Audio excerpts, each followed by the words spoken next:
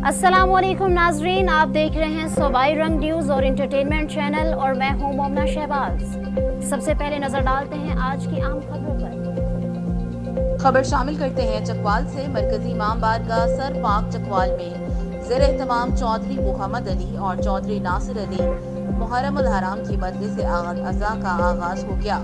मजलिस अज़ा से खिताब करते हुए उलमा व ज़ाकिरीन वाक़या करबला पर रोशनी डाल रहे हैं। रिपोर्ट राजा साकिब अब्बास, चकवाल।